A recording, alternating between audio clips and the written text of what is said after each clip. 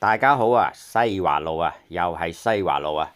今日嚟到西華路南海中學隔離呢間路口嗰度入去到嗰度呢，就食碗麵啊，就係呢個路口入去啦。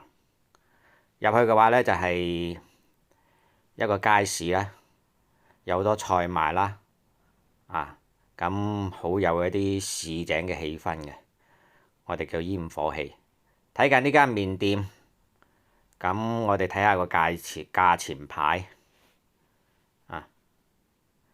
咁心血來潮呢，就入到去點咗一個唔係經常食嘅麵，唔係經常食法嘅麵，係豬油撈麵，再加上一個牛三星湯。近年嚟人們咧認為咧豬油太過肥膩啊，唔不利健康，好多人都放棄食用啦，幾乎淡忘咗。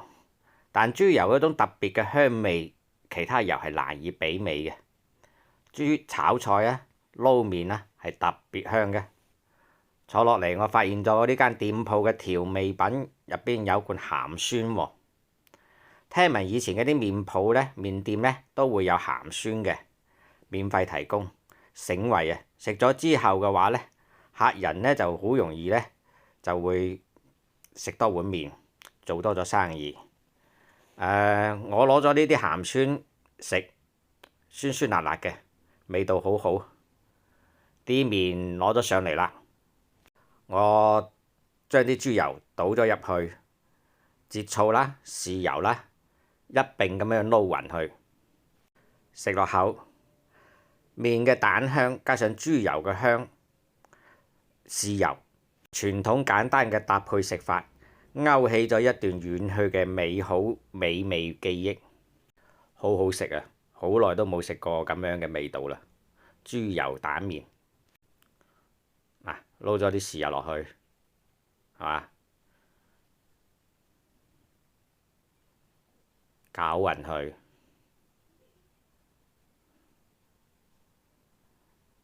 原來美味就係咁簡單嘅，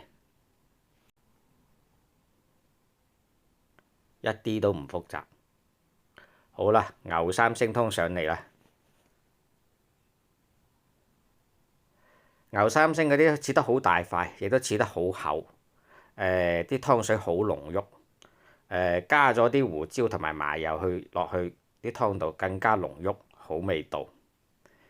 每一件牛三星食落去都係一份充實嘅滿足，好好食啊！喺西華路附近開得嗰啲小食店呢，低嘅出品嘅話都係唔差嘅，真係唔需要擔心。再講翻頭先嗰樣嘢啦，就係嗰間鹹酸呢，我係添完一次又一次，真係好好食，酸酸辣辣，配搭住呢啲麵啊咁嘅樣，真係零舍醒神，零舍醒胃。而家好多麵鋪嘅話都冇鹹酸做配料啦，真係好少見。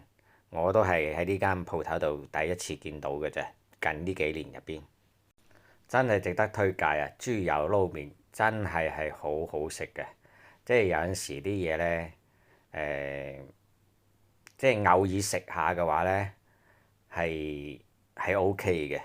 長期食嘅話，當然對健康呢就唔係咁好啦。好啦，今日就分享到呢度啦。